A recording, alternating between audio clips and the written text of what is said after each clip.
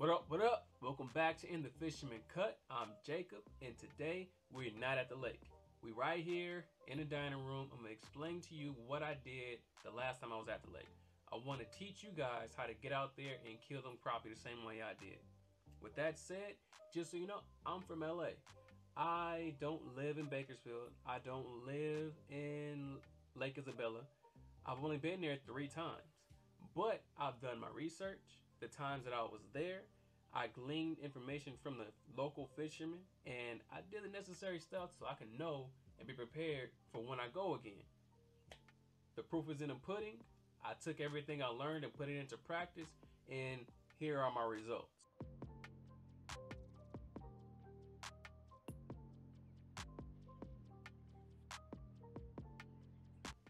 Now, I don't want to pretend to be no expert or no pro or no crappie whisperer, but I could kill him a little bit, just a little bit. I'm something like a crappie master, something like it. Not quite, but something like it. You got me? All right. Now, I'm just gonna tell you the way that I do it. There's many ways to get it done, but this is how I do it. Now, there's 2 main ways that I've witnessed crappie being caught at Lake Isabella. The first way is using live bait, which are minnows. Now, this is the expensive way to catch crappie.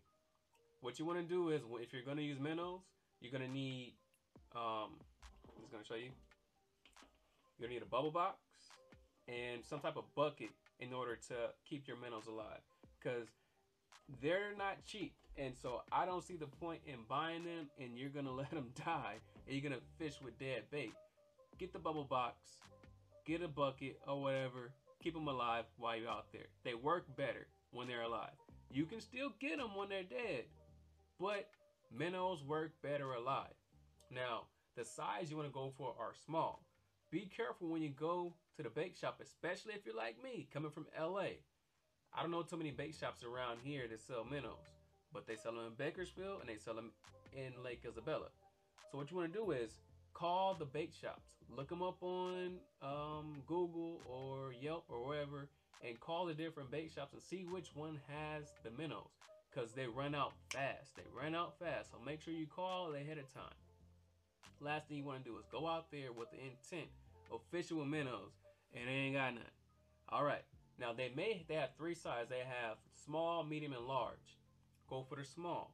You can probably push it with the mediums, but don't go out there with no large and look like an idiot. You're just not gonna have very much luck. Okay, that's that for the minnows. The second method or bait to use is not live bait. It's soft plastics. These right here. I got a plethora. It's a soft plastic that imitates a minnow, and they work good. Something like this. My bad again about the light. I'm sorry. I'm sorry. This is the perfect example of one that was working for me. You take a jig head and a crappie imitation bait, like a soft plastic like this, which is a sexy shad, and you tip it with a crappie nibble.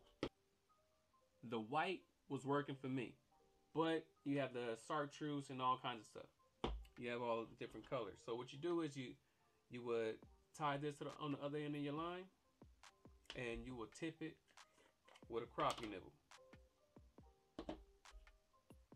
Ooh, and it stink, y'all. Damn.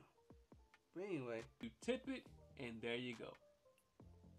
That's the crappie jig. Well, I can't think of any cons for the plastic bait, but the negative about using live bait, the minnows, is the fact that you have to go get them every time you go to the lake. It's not like you could just pack up your tackle box and hit the lake without getting the minnows. You gotta stop at the bait shop. Make sure the bait shop is open. Make sure you got the bucket. Make sure you got the bubbler.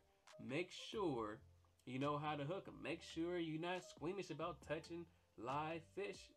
Also, if you're fishing with a minnow, and you know how it is, players mess up. You hook the bait wrong, and you go to cast it, and your line go shoo, and your bait go shoo. You lost it. The minnows are not cheap. It's 50 cents per minnow. So if you get 2 dozen That's what, $12. Now, you have 24 minnows. You're not just gonna buy 24. Oh, if you don't know and you want to get your limit, the crappie limit is 25 crappie per fishing license. So if you're trying to get that limit, 2 dozen is not gonna cover. So that's $12 already. These are like $3, and 18 come in a pack. These are like $3. $3, you get them from Walmart, wherever you get them. These little crappie things, they work just as good. Well, actually better for me. I'll cut majority of the fish on these, not on the minnows. The minnows work great. Not saying they don't. It's just the fact that you gotta buy them and keep them alive and carry this extra equipment in order to keep them alive. That's that. This setup right here is perfect because you can have your weighted bobber and your 132-ounce jig head. That way, you can easily interchange from using a soft plastic to using a live minnow. So you would just take this off and then put the live minnow on the bare jig head. You put the minnow on that, you hook it through the lip. You will hook it through the lip just like this. Like imagine this is the minnow. And you hook it just like that. And then you fish it the same way you would fish this jig. And the way you do that is, so we're pretending we're at the lake. I use ultralight everything. Ultralight rod, like an ultralight reel, and light line, like 4-pound test. So what you want to do is, you want to jig and crank. Jig and crank. Jig, crank. And it's not a fast retrieve. The benefit of having this weighted bobber is the fact that you can cast farther, and when it gets windy at Lake Isabella, you can kind of cast through the wind. Not very good, but you'll at least be able to get out there. And again, you want to change up the retrieve. It's not a fast won't twitch like you would work up for a bass or for a trout. It's very slow. Twitch, and you slow retrieve. Twitch, slow retrieve, or you can just keep twitching it while you slowly reel in. Keep twitching it while you slowly reel in. You trying to work the bait a little bit so that so you would either give the dead bait, the dead minnow, because you don't have a bubbler, so all your minnows are dead.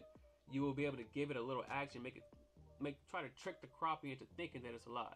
Adjust the depth of the bait by changing how high above your bobber is above your bait. When it comes to spots at the lake, like I said, I've been there 3 times, and I went to the same spot all different times, but I see people everywhere pulled over on the side of the road. Things to look for is structure in the water, trees, and also boulders, like little cliffs where you can, little drop-offs where you see big rocks you can stand on. You can see deep pockets of water. That's the stuff you're looking for when you're targeting crappie. Look for structure, you'll find the crappie. Another thing you hear people say, fishermen say, is you gotta be confident in your bait. Be confident in the soft plastic. Be confident in the minnow. You have to have confidence in your bait. It's like, why do I gotta have confidence in the bait? Either it's gonna work or it's not. Well, my theory or my understanding from that saying or whatever is, how many times have you been talking to somebody, yada yada yada, not paying attention, and then your bobber go boom, and you wasn't paying no attention? You didn't have any confidence in that you was gonna get a bite, so you wasn't ready. You wasn't prepared to set that hook. So that's the reason why you need to have confidence or whatever you're throwing. If this one is your favorite, if red is the color for you, throw that red, throw this black and green, throw the live minnow, whatever is your preference, so that you'll be ready when that bobber goes under or when your pole go boom, boom, boom. For you LA folks or city folks, be prepared for hot and cold weather. Dress appropriately. You may want to get in the water, so bring some clothes for that. If you don't got tough feet, if you haven't been walking on rocks and stepping on glass and being okay with that, You might want to have some water shoes, or just some shoes you don't mind, getting in the water with, if you wanted to get in the water. Oh, you always want to have a knife out there. You never know what you might need to cut. Also, if you plan on spending the night out there, I caught like 10 in a row at night on this color, the red. The red did it at night. But in order to see a bobber, you need some of these. These are little glow sticks that goes on top of your bobber.